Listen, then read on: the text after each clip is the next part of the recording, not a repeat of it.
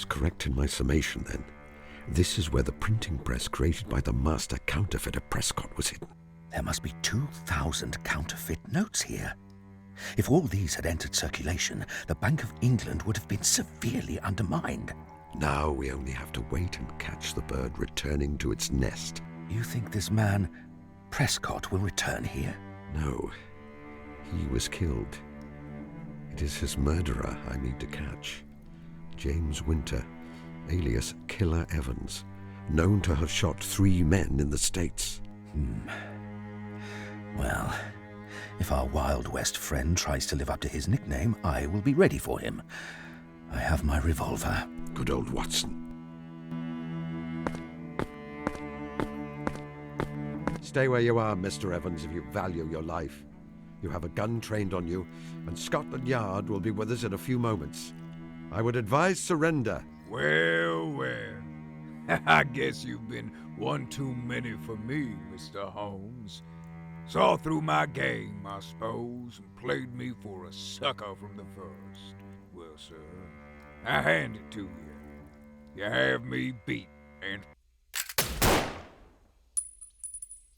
Watson, you're not hurt, Watson. For God's sake, say that you are not hurt. It's nothing, Holmes. It's merely a scratch. Examine for yourself. It's just a flesh wound on my thigh.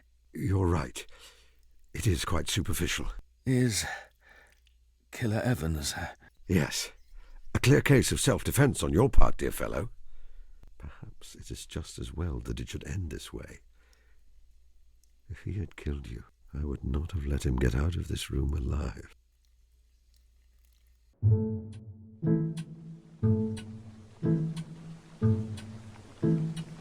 Holmes, I do wish you would stop that. Stop what, precisely? Ruminating over my injury. You said yourself that it is a flesh wound, quite superficial. I will be back on my feet again in no time. You must stop worrying. I was doing no such thing. I was considering an entirely different matter. I may not be a master of observation, but I have known you long enough to think otherwise, my dear fellow. There must be some way for me to help Watson. Making a close observation of him would be a good place to start.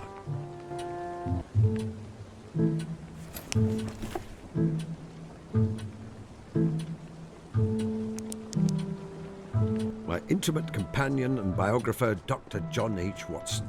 Shall we see what can be observed about him? I should visit my brain attic afterwards to see what deductions can be made based on my findings.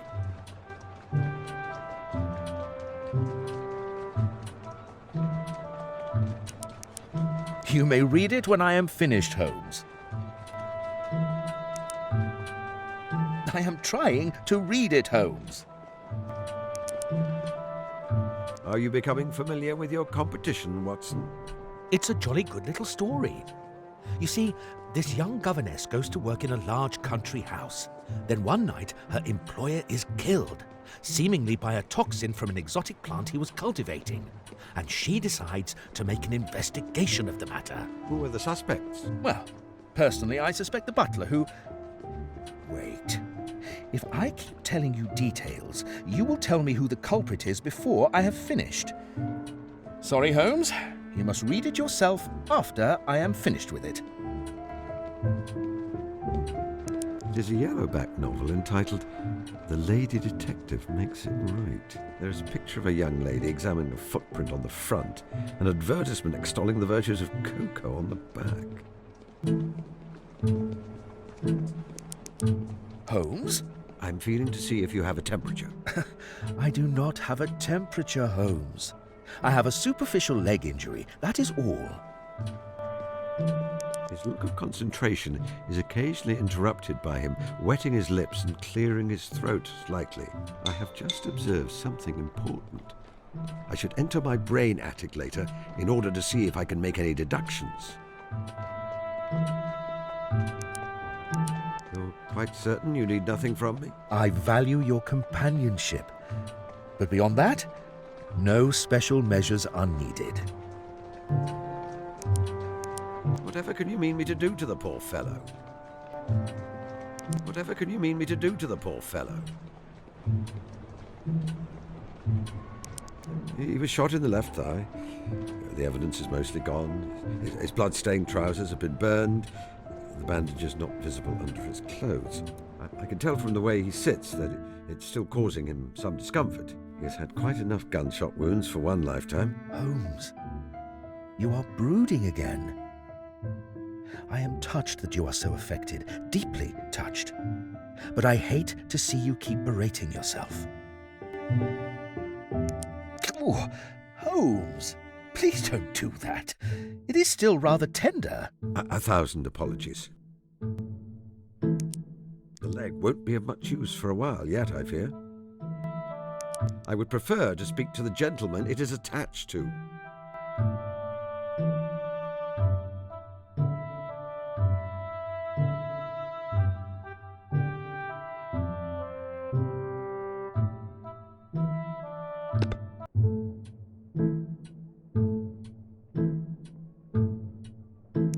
It is my practice to keep my unread correspondent firmly secured to the mantelpiece with a jackknife. I find it to be an efficient filing method, but not one generally advocated.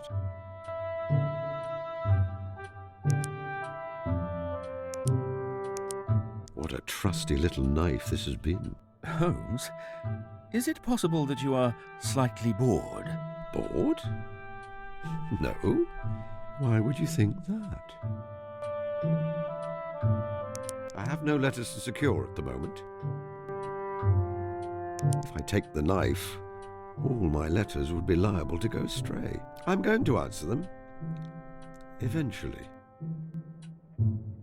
If I take the... I'm going... A memento of one of my early cases. It is a photograph of the late opera singer Irene Norton, née Adler, the woman who was able to utterly evade my traps. I'm always rather pleased that she did. It has been in that spot for many years. I do not want to move it. Use it? How precisely am I to do that? Ah, Mrs. Norton. I wonder how she is faring these days. She and Godfrey have a villa in the south of France, the last I heard. We received a Christmas card from them. She has the world convinced she is dead, of course, but I am certain you will not begrudge her that. It would make me something of a hypocrite to do so. A print of Turner's The Great Fall of the Reichenbach. It's been there since Watson and I moved here, but has taken on additional meaning in the course of our adventures. We could go back to Switzerland, you know, for a holiday. I imagine it is rather nice if one is not fleeing for one's life. That may be. However, I would prefer not to.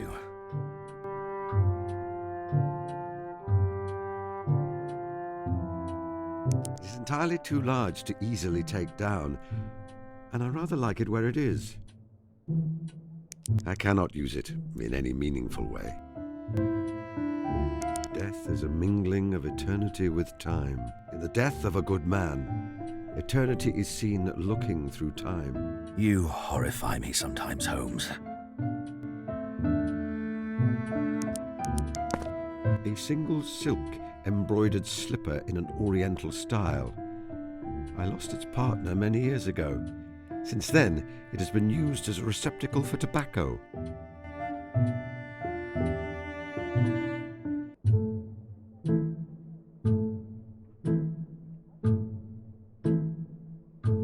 I do not need to carry it around with me.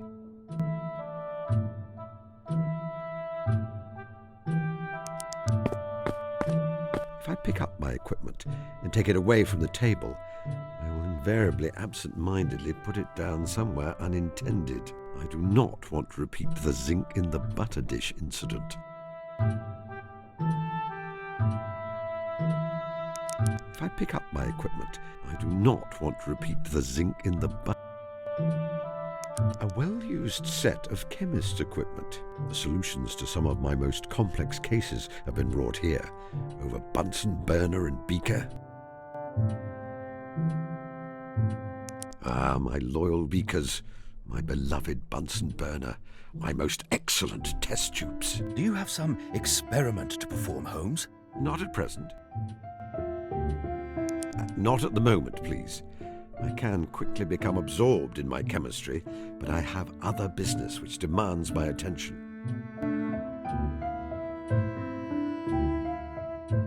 There are enough loose books in strange places about the flat. No need to add more. An eclectic selection of books. Once Watson's novels and my own reference books were carefully delineated, and after many years of living together, they are hopelessly muddled. I'm quite proud of our little library, Watson. Books do make a place feel like home, don't they? Very tempting. I can become quite absorbed in my files. I have other business I must attend to at the moment.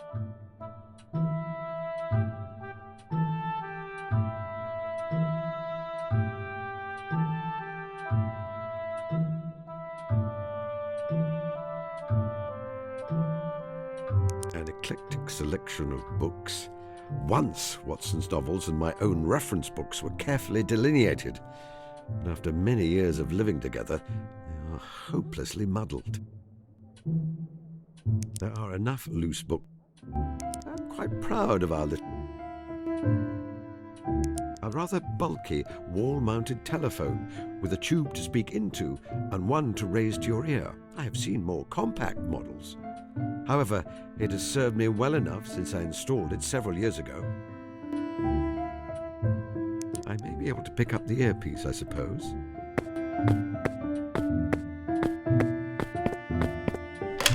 I can use the telephone to call my brother Mycroft. He often has valuable ideas about how to proceed in any given situation. Hello, operator. The Diogenes Club, London, if you please. Yes, I'll hold.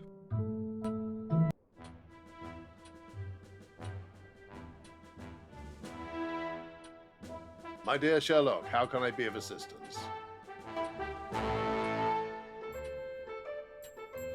Watson has been shot. Superficially, I assume, or you would not be calling me quite so calmly. Yes, a graze. Send him my warm regards. Oh, speaking of the good doctor, have you told him of your plans yet? It seems to me that it would be a sensible idea not to delay too long. Perhaps you can give me some advice. Certainly. What is the conundrum of the moment? Have I ever told you about my brain attic? Yes, brother dear, but explain again if you wish. It is only a metaphor, of course. It is an imaginary place where I store all of my facts and knowledge. In particular, I like to imagine a blackboard where I collect observations and thoughts. When I have collected several ideas there, I can combine them to make deductions. Making deductions often allows me to proceed in my cases, although I use similar methods in all aspects of my life, including deciding how best to help an injured friend, it seems. I have nothing else to ask you. How are you, Mycroft? Very well, thank you. Those young whippets in Whitehall haven't been causing you too much bother? Dear me, no. Certainly. Goodbye, Mycroft. Goodbye, little brother. Do call again.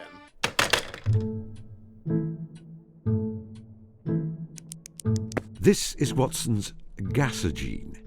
It is quite a clever device. The lower chamber contains water. The upper contains tartaric acid and sodium bicarbonate. The two chemicals react, producing carbon dioxide and carbonating the water. For some reason, he prefers to drink his water fizzing with bubbles. There are usually some glasses here, but they are absent. I will have to improvise.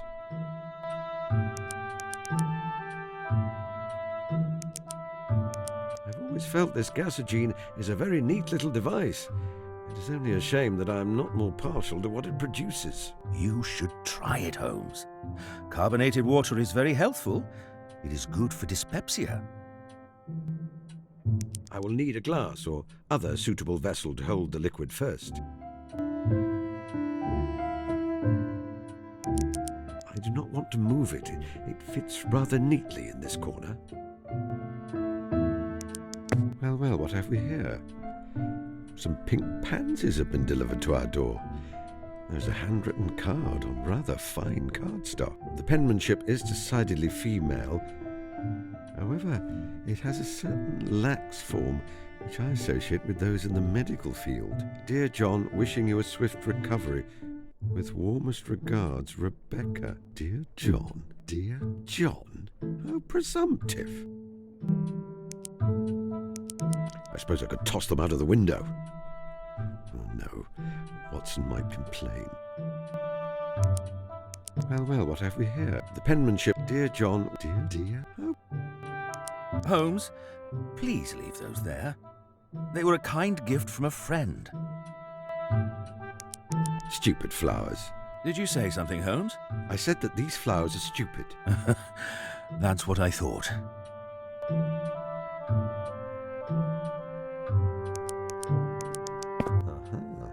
The remains of Watson's dinner. From the colour of the sauce and a distinct smell, I think that this once held a portion of Mrs. Hudson's quite delightful curried lamb, a delicious dish, which has sometimes even induced me to overindulge. However, it is quite spicy and salty. I have just observed something important. I should enter my brain attic later in order to see if I can make any deductions. I have other business I must attend to at the moment. I suppose you hope it will reply back to me. Perhaps engage in a light musical number? We're not in a fairy tale, you know. I suppose you hope it will reply back. I could take the dirty dish to my housekeeper, Mrs. Hudson, but I feel that would set a bad precedent. She may expect me to do the same again in the future. A newly washed glass beaker. A newly washed...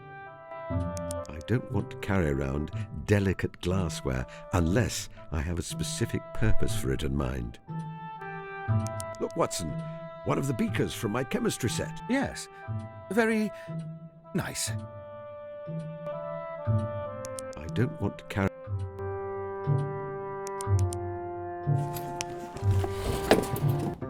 Welcome to my brain attic. I like to think of my mind as a space full of well-chosen materials, information which I can draw on in order to complete my work. I keep a record here of people who are significant to me, represented by portraits on the walls. The blackboard is very important. I use it to combine observations I've made in order to make deductions. Metaphorically, of course.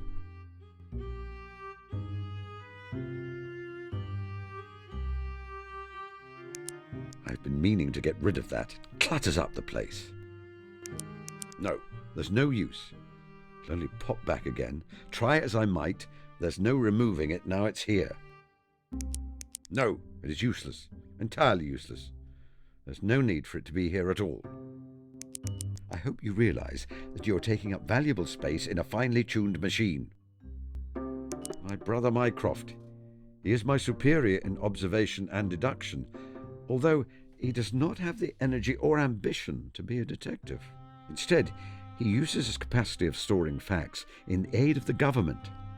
Indeed, it could be said that occasionally he is the British government.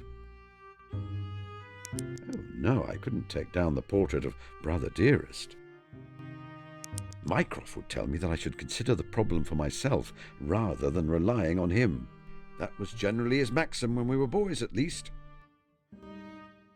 What steps would you take in this situation, Mycroft? A nonsense proposition. He would not place himself in this situation. He should not be here by rights. This is a place of facts, of logic. He is a distracting factor, grit in a sensitive instrument. Yet I find I want him here all the same. I wish it to remain here. I don't keep his portrait here to be useful, precisely. I would prefer to talk to the genuine article.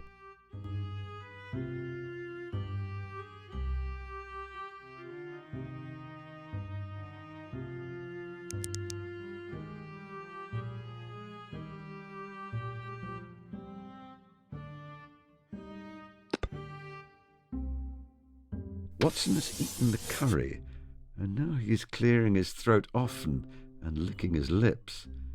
I conclude that he is rather thirsty. Hardly my most illuminating deduction, I grant you. However, the mechanism remains the same when I'm solving much more complex problems. I seek out information and look for connections. I should find him something to drink. I could ring for Mrs. Hudson, but Watson would find it more charming if I were to find him something to drink myself.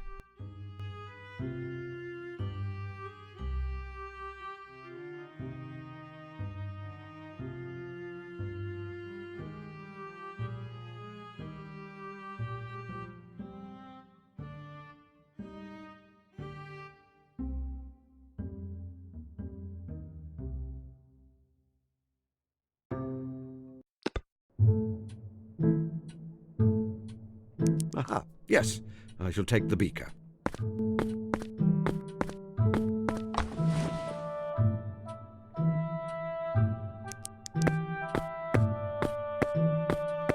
Holmes?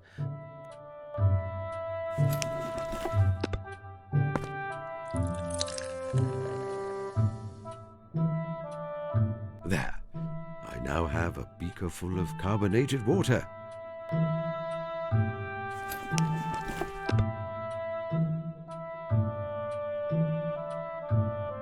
Use it how precisely?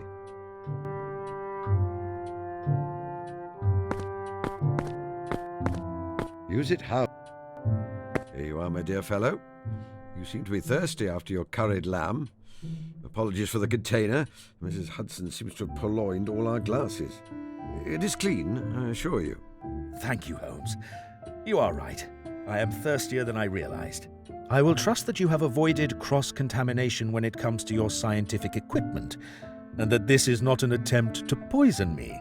Well, I've done that for him at least. Perhaps I should stop delaying. There's something important I need to speak to him about.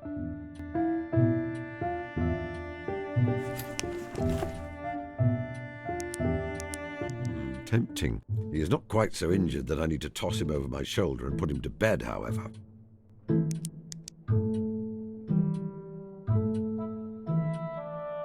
Have you written any stories lately? I've had some attempts at jotting down some historical fiction, but I'm struggling to find a home for them.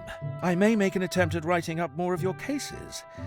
The affair of the dancing men would be popular, don't you think? It certainly had a touch of the sensational about it.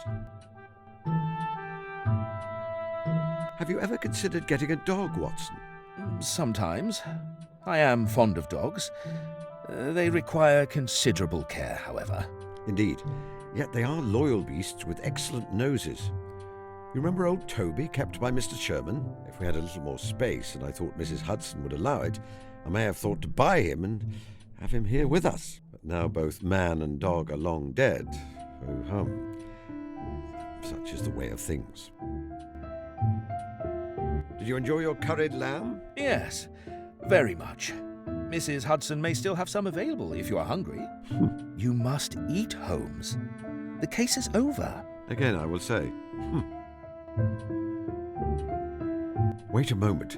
The thing I wish to say to Watson is quite significant. Am I ready to take this step?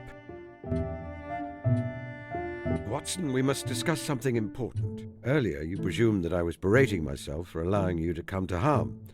Well, my thoughts have turned that way often, ever since you were injured. It was not what I was thinking in that moment. Rather, I was trying to decide how to share some important news with you. I have decided to retire. Retire? Yes, to sequester myself away on the farm of my dreams. I have a notion to take up beekeeping. Give up your detective work? Surely not. You are simply upset because I was hurt. In a week or two... No, I'm quite certain. In fact, I purchased a cottage and some land in Sussex several months ago. I do not crave the thrill of detection as I once did. It is a task for a young man, and I am no longer young. It is time to move on. But what am I to do? Whatever you like, Watson. I am not your keeper. It is rather a large cottage. Holmes, you know that I will never tire of your company. A countryside retirement sounds idyllic.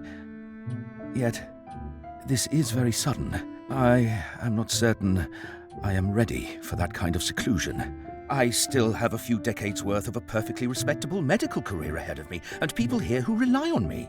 Once I fail to supply the curious adventures which thrill you and provide you with material for your sordid magazine stories, you lose interest in me. Is that it? Of course not. You know that is not true. Or perhaps you've set your sights on marrying the sensible and pretty matron who brings you flowers and writes you sweet nothings. If you propose, I'm certain she will agree. She has not been subtle about her intentions. Holmes, you are being childish. Yes, I suppose I am. Of course, I will come with you if you need me. If you ask me to join you, I will.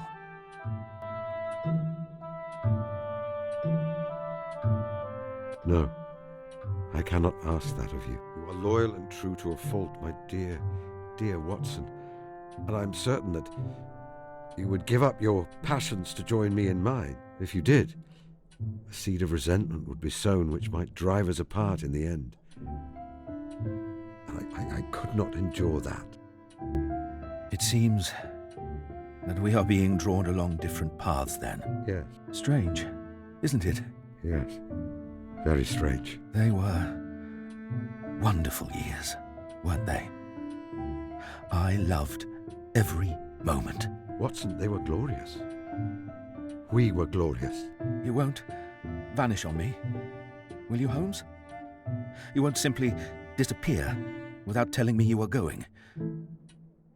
I could not bear that. No, I think I have a little more sense these days than to engage in those kinds of theatrics. Should you need me, Watson, you will find me in Sussex, keeping bees and reading philosophy, and you will always be very, very welcome.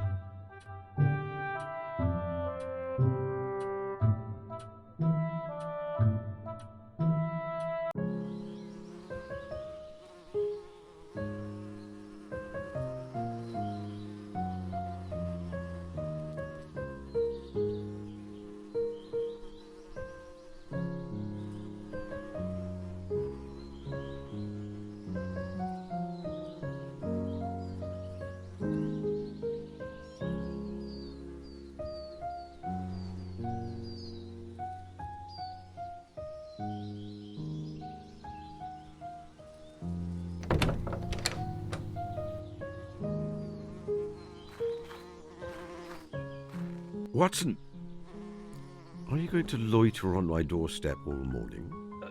Good afternoon, Holmes. My word, you look well. I don't think I've ever seen you with so much flesh on your bones and colour in your cheeks. I remain as wiry as ever under the knitwear, I assure you. I must apologise for turning up out of the blue like this. I know I should have written to you ahead of time. My ship came in this morning and I found myself unceremoniously deposited back in England. I couldn't face the hubbub of London. I really am dog-tired.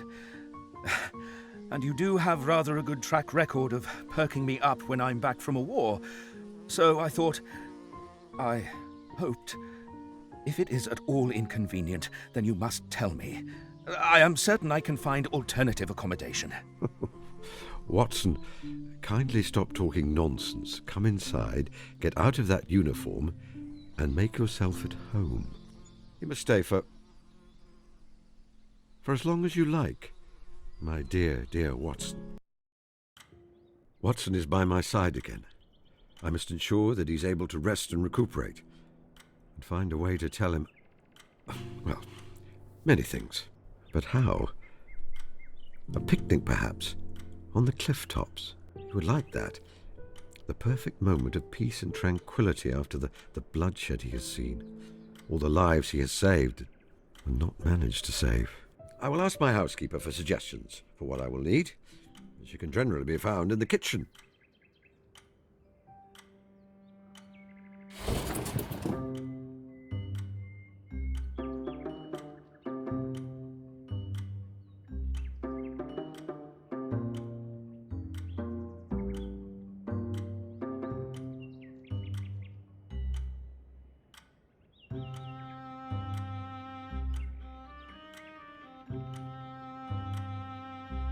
I've given up on attempting to get rid of that. It seems I am stuck with it. It is an imaginary construct of a scientific model. I cannot pick it up. Fine. Remain here. Perhaps one day I will find a use for it. Certainly not. He belongs here. Toby the Third, my loyal sleuth hound. I had determined not to have another dog after the loss of Toby the Second, but I could not resist that eager little face. Use it how precisely? Good doggy. Good doggy. Good doggy. Toby the Third, my lord.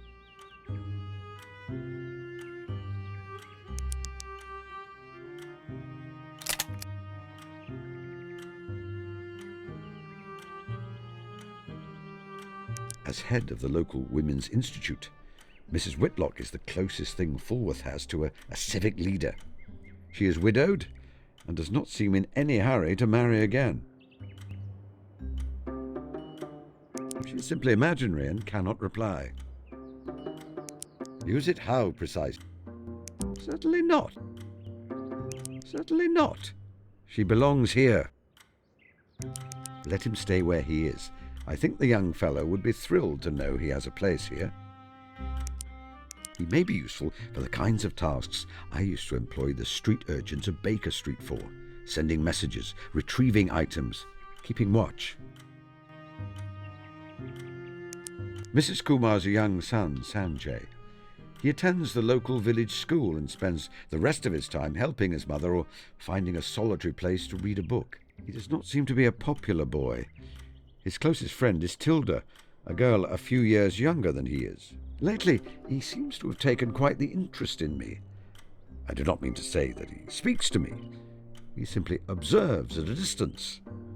I observe him in return. Stackhurst is my closest neighbour and the headmaster of the local coaching establishment, The Gables. He and I have been friendly from the day I came to the coast, and often drop in on each other in the evenings without an invitation. He was a well-known rowing blue in his day, and remains an excellent all-round scholar. He is far more in touch with the wider world than I these days, and can always be trusted to share any gossip from London.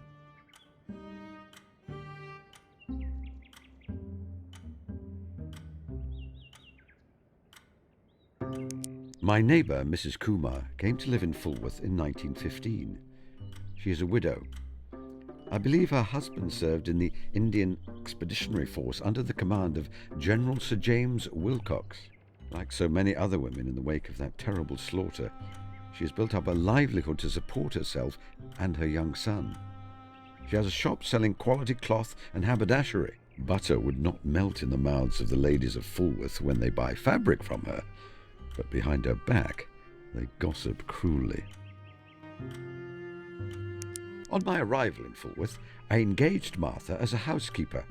I had expected a dull old lady, not a patch on the dear Mrs. Hudson, who ran my household for so many years. Instead, I was delighted to find that Martha is quite the eccentric. She smokes a pipe, speaks like a sailor when inclined to do so, and is therefore very capable of keeping me in line. Despite her being under my employ, I think of her as a friend. She helped me in some of my espionage work during the war. I greatly enjoy sparring with her.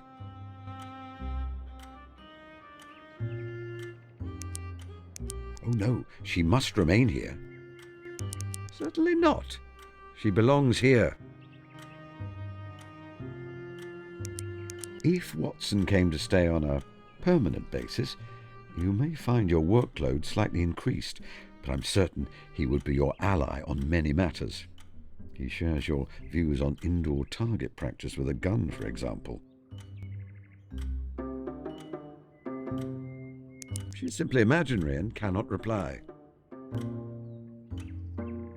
Miss Tilda is the niece of my former client, Miss Violet Hunter. Miss Hunter became her guardian following the death of her parents. She is a vivacious young lady with a great passion for learning, particularly in the field of the natural sciences.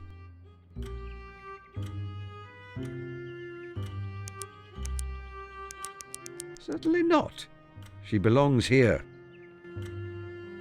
Use it how, precisely? I have known a great many policemen in my time. Constable Webber does not rank well amongst them. He has a patronizing way of speaking to me, which I do not like. I have nothing to say to him. Use it how? I suppose he'd better stay here for the moment. Certainly not. Use it how? She's simply imaginary and cannot I first encountered Miss Violet Hunter when she was a young woman, seeking help concerning a governess position which paid well. Far too well. In the years since then, her career has flourished.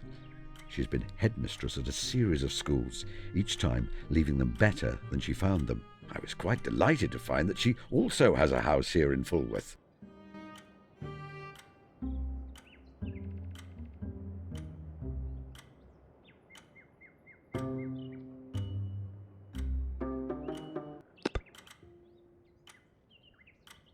My Stradivarius, purchased at a pawnbroker's in Tottenham Court Road for 55 shillings.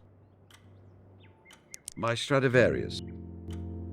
There is a Welsh legend which states that if you tell your deepest secrets to an instrument, it will share it with others when you play.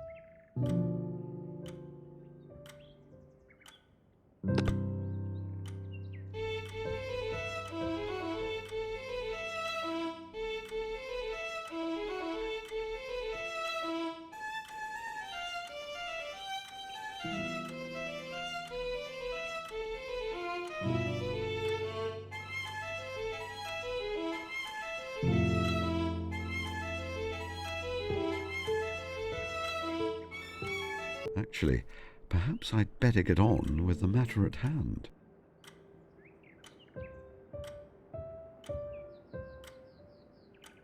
I always find this style of lamp slightly disquieting. I was almost killed by one once, but Watson can tell you the story better than I.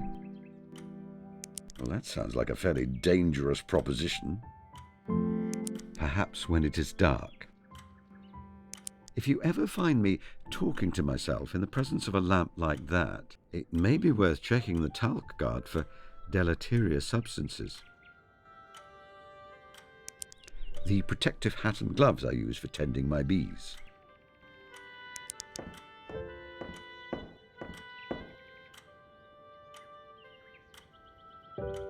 The hat and gloves I use to tend to the hives. My Stradivarius.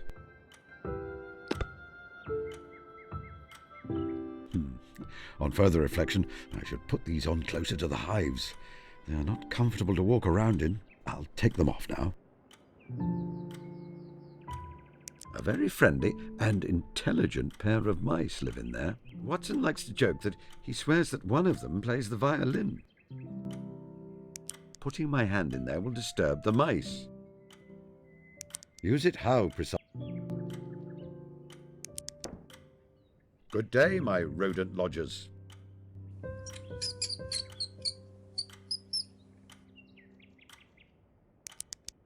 Good day, my rodent lodgers.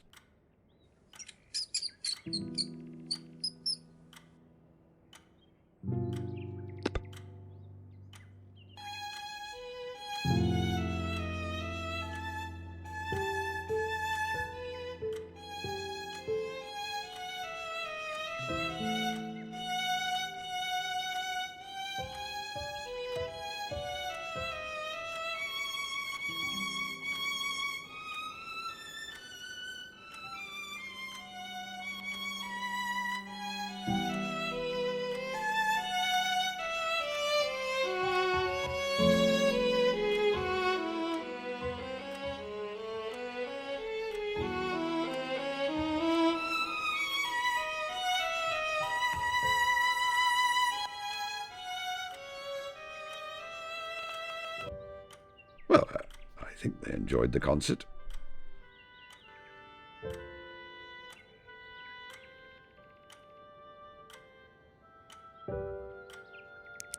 I decided it was only fitting to update the old regal monogram from Baker Street. Of course, we have a new monarch now, George V. However, a letter G does not lend itself well to calligraphy by bullets. I decided it was only fitting to update the old regal monogram from Baker Street. Of course, we have a new monarch now, George V. However, a letter G does not lend itself well to calligraphy by bullets. Impossible. Use it how precisely? I would rather hold a conversation with a human being, or not at all.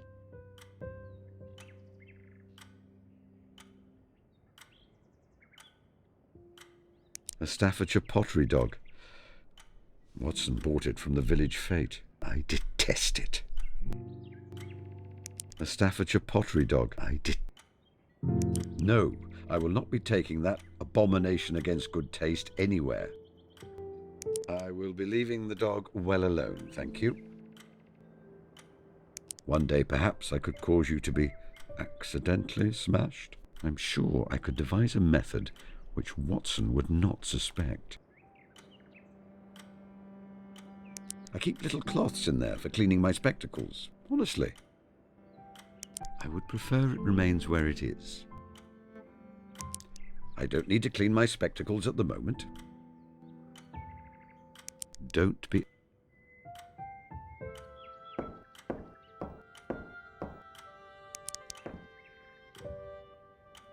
A print of Turner's The Great Fall of the Reichenbach. Watson accuses me of morbidity for keeping it here. I feel it does a man no harm to look at his own death once in a while. I would prefer it stay where...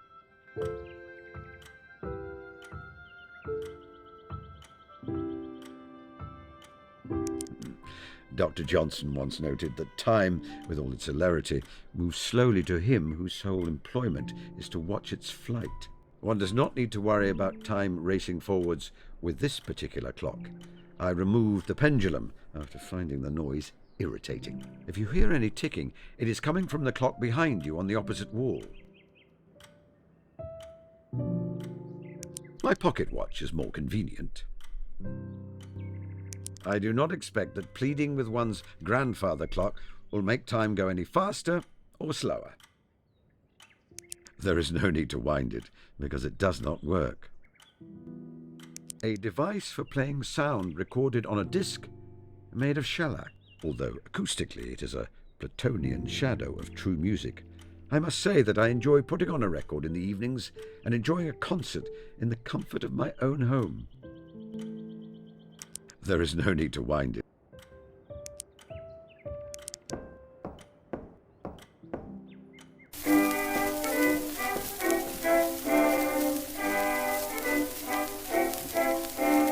Be my little baby bumblebee. Buzz around, keep a buzzing round. Bring home all the honey love to me.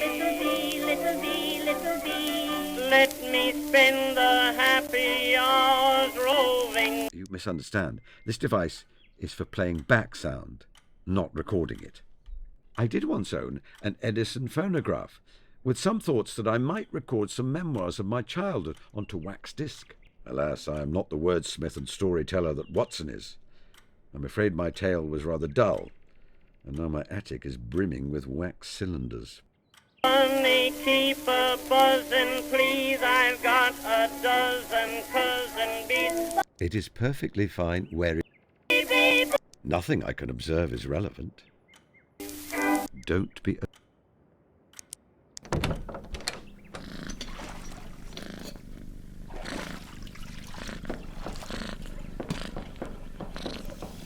You simply wish to know how many bedrooms I have, don't you? Oh, very well.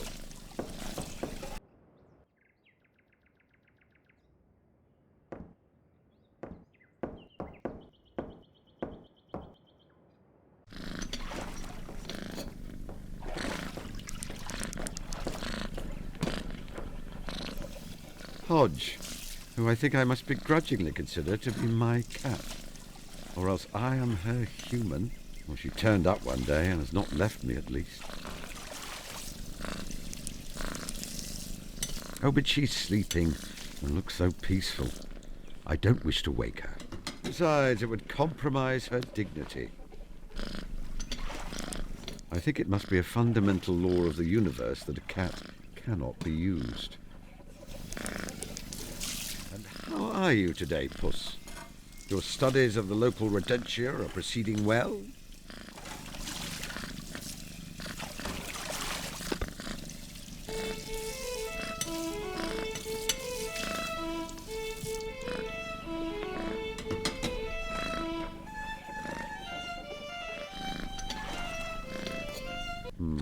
She seems unmoved. Perhaps she prefers Vivaldi.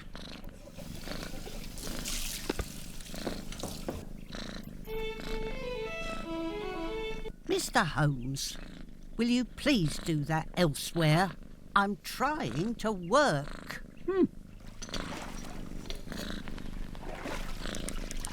I was an accomplished boxer in my youth, but she would trounce me utterly if I tried.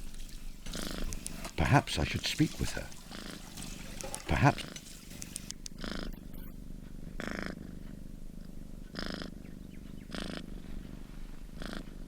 How are you, Martha? Very well, thank you, sir.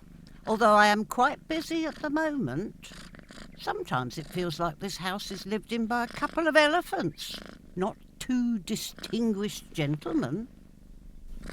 Martha, I'm planning a surprise picnic for Watson. What key components would you suggest are required? A surprise picnic, eh? This isn't secretly some scheme, is it? Scheme? You're not setting this up in order to capture a gang of counterfeiters or such like? No, I am setting this up in order to enjoy a picnic. Ah, well, it was worth checking. I would have thought the location is very important. A quiet spot with a beautiful view, perhaps. You will need a hamper of food, naturally. I recall from his previous visits that the doctor is very partial to Mrs. Kumar's elderflower cordial. I imagine he would appreciate a bottle. A hamper of picnic food, a bottle of elderflower cordial, and a quiet spot to enjoy both.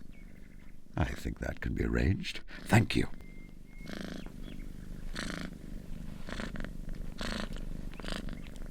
Can you make a hamper of food for me? Certainly. When do you need it by? Lunchtime today. Mr. Holmes, I do not have time to drop everything, go to the shops, acquire additional food, and make you a picnic in time for lunch. Perhaps you could postpone your plans a few days. No, Martha, no. It is vital, it is paramount that I will arrange the picnic hamper myself. Goodbye. Goodbye, sir. You will keep out of mischief, won't you?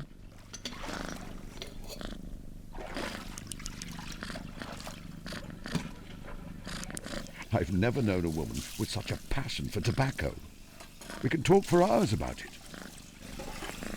Don't be absurd. I wouldn't dare. Use it how precisely? Her hair grew very thin many years ago, so now she crops it short and wears a wig. Her hair grew very thin many years ago, so now she crops it short and wears a wig. I wouldn't dare. Don't be... Use it how precise? A strange idiosyncrasy of my battle axe of a housekeeper is that she is very fond of flowers. She often wears them about her person. Don't be absurd. Use it how? I wouldn't.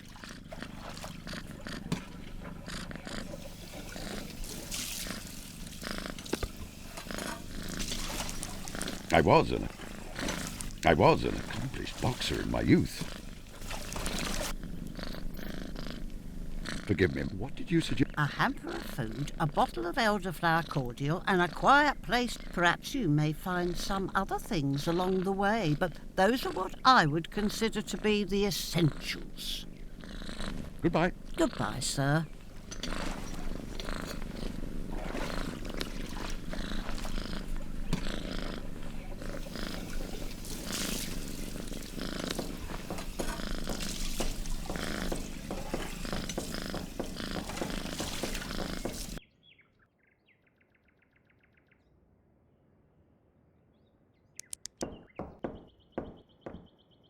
I was bored. I was bored. They are holes in a wall. I cannot pick them up. Use them how? Martha may hear. She already knows I am eccentric, but that may be a step too far.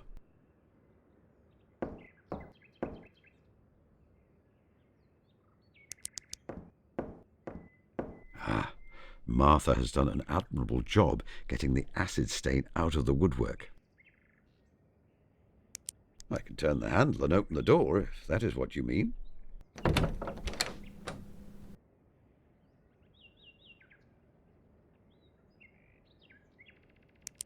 A small part of my collection of portraits of celebrated criminals. I removed most of them on leaving Baker Street, but my room would not feel homely without one or two about the place. Aha, you villains. There will always be agents of evil, people who choose to hurt and oppress the weak and the vulnerable. I chose to try for a few decades to be an opposing force. Use it how precise? A small part of my collection of portraits of celebrated...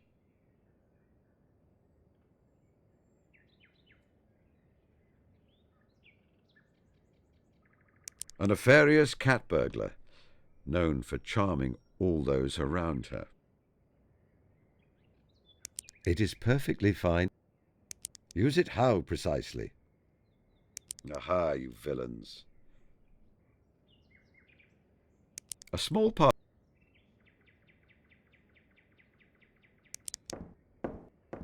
This is not my entire laboratory, but a small selection which serves me well for most things. The microscope sees the most use. It should stay where it is. Don't be a... You should select an item for me to view under the microscope. Studying that with the microscope would reveal nothing of interest. It belongs on the peg downstairs.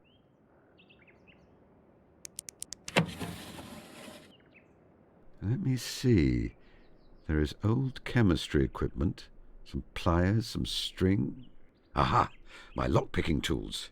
These are always useful. I already have the lock-picking tools. There's nothing else of interest. I already have... Come now. That is just being silly, and you know it. I already have... There is nothing of use in there, I assure you. It is where I keep my unmentionables, and therefore entirely irrelevant to my mission. Why are you so intent on seeing my undergarments? I tell you, that is all that is in the drawer. No. I believe we've exhausted that avenue of inquiry. Please leave the drawer alone. I believe we've... The skull of a gannet. It was a present from Miss Tilda. She found it on the beach. No, it must stay here. It was a present from Miss Tilda, and I wish to keep it. Use it how, precisely? What did you see while you lived, soaring above the cliff tops? I often wish that I could do the same and look down upon all humanity and all of its struggles in the way I look down on my bees in their hives. Perhaps then I could make sense of it all. Then again, perhaps not. Use it how? My current favourite dressing gown. I've had quite a number over the years.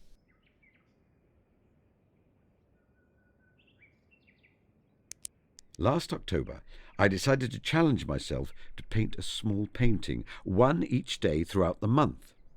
I only completed 8 before I became distracted by another project. Ah, wretched things. I never could capture the detail of the ocean properly. Perhaps Watson would like one in his room? But then he would see I have painted them, and the simple fact of the matter is that they are not very good. Quite amateurish. He likes to think of me as a master at all things. I would hate to disappoint him. I would rather leave it where it is. It is already a minor miracle that I remembered to hang it up rather than leaving it on the floor.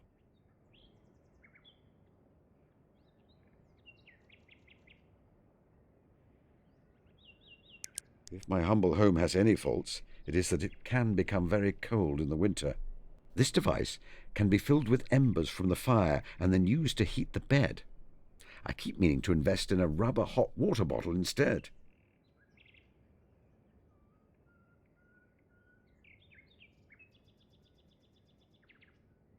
If my humble home has any faults, it is that this device can be filled with embers from the fire.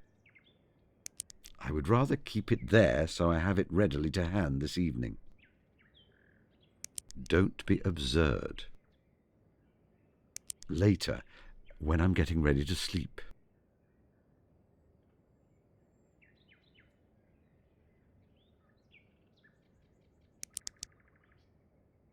I keep notes to myself pinned here with a jackknife. Let me see. Throw away mould experiment under bed, dated to 3 weeks ago. I may need to add a new note reminding me to warn Martha before she tidies under the bed. Best to keep them there where I can see them.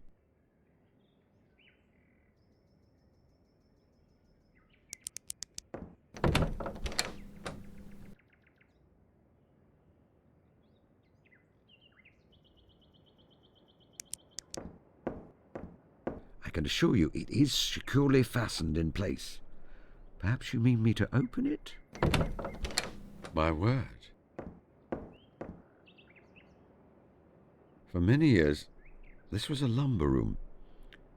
I made it ready for Watson prior to his arrival by bringing out the few belongings of his I retained from our Baker Street days. Clearly, he has added to the nest the items he brought in his suitcase.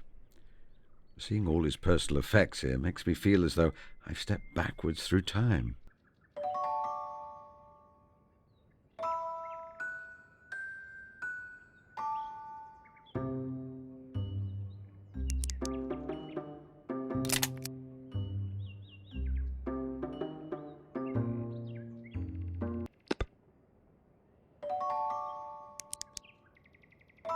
Nothing I can observe is relevant.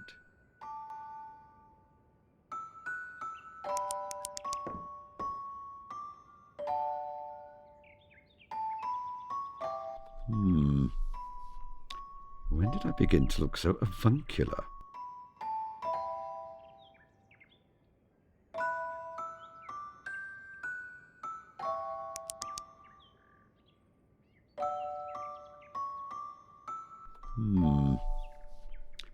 When did I begin to look so avuncular? Martha would say that is an excellent way to do myself a mischief.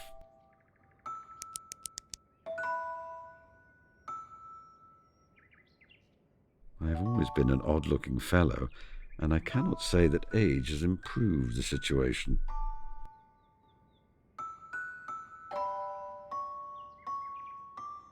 There are his service medals. There cannot be a more gallant and brave man than Watson. But he's never been awarded a medal for his gallantry or an order of chivalry. It's part of the reason that I've never accepted a knighthood. The offer never extended to him as well. That, and the idea of being referred to as Sir Sherlock, makes me shudder.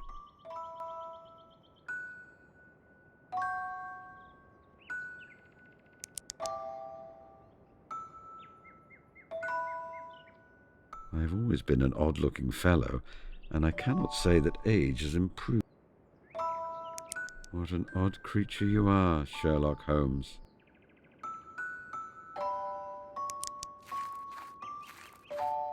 Let me see what Watson has been writing. Aha! It is one of his memoirs about my cases, the affair of Professor Presbury. I have said for many years that he should publish on that matter, if only to dispel some of the ugly rumours which echoed through London society some 20 years ago. Now, what does he say about me? He's always overly flattering. Rarely does he spare me any blushes. The relations between Holmes and I those latter days were peculiar.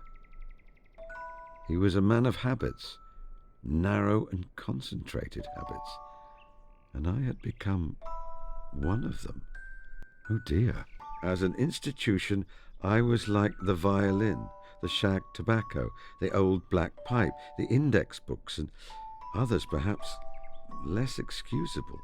His remarks could hardly be said to be made to me. Many of them would have been as appropriately addressed to his bedstead. Oh, Watson, I am sorry. Watson would prefer it remain here, I'm certain. Let me see if I can add a postscript to his writing. I'm not a typist. This may take some time. Never, Watson. Bedstead, entirely interior. Wait, I meant to write inferior. How to... Oh, dear.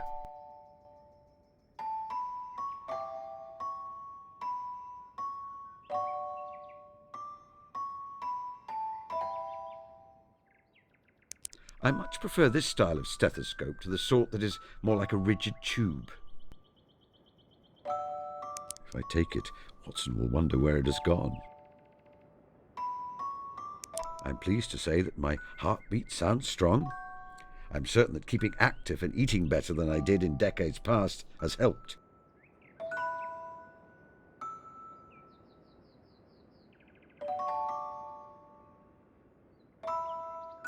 I remember that day. I was convinced that it would be the end of all things, that with a beautiful young bride, Watson would forget the friend who he used to lodge with. It was nearly true. We did not see each other for a few months. It is only with the distance of years that I realize that was due to my own stubbornness.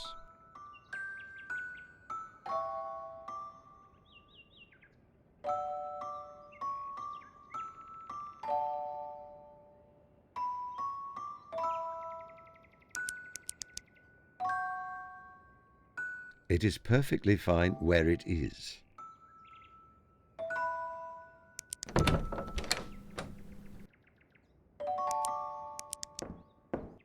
It is perfectly fine where... No use. It is locked.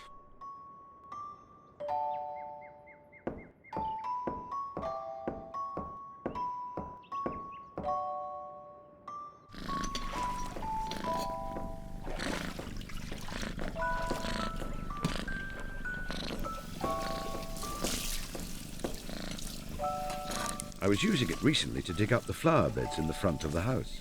Mr. Holmes, would you please take that shovel out of my nice clean kitchen? Oh, I never knew a man so slovenly in his habits.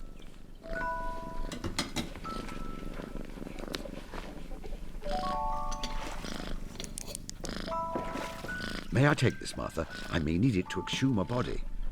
Of course, Mr. Holmes. It doesn't belong in my nice, clean kitchen in the first place. Did you say exhume a body? Goodbye, Martha.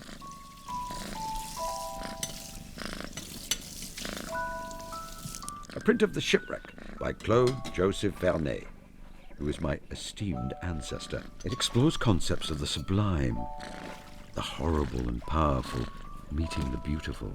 I have always found it profoundly moving.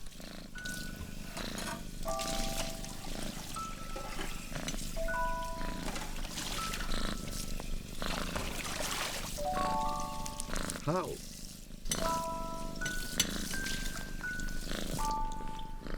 Don't be observed. A print of The Shipwreck by It explores concepts I have always. I rather like having it hanging on the wall.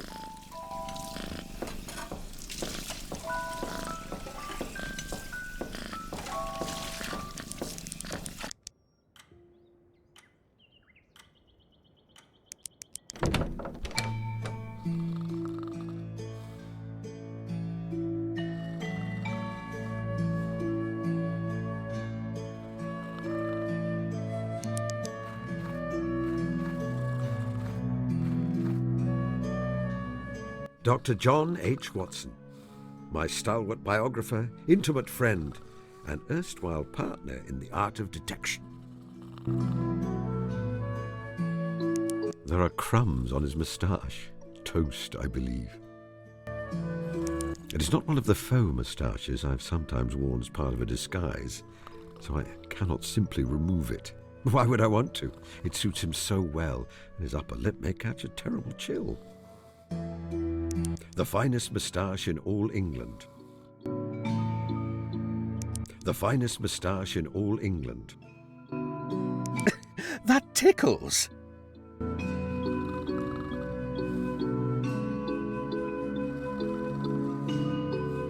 Clearly he has been writing this morning. He has ink stains on his hands. Also, I observed him doing it. Holmes? Why are you holding my hand? The steady hands of a writer and a surgeon, even now. Use Watson's hands? How poetic. I suppose I have done that metaphorically many times. Use Watson's hands. He is wearing his sturdiest boots, the ones he usually reserves for muddy walks. Watson is rather good at pulling himself up by the bootstraps. I do not need to do it for him. Such sturdy boots, well maintained with the finest beeswax. There was an occasion where I used Watson's boots to create a full set of footprints to fool a blackmailer.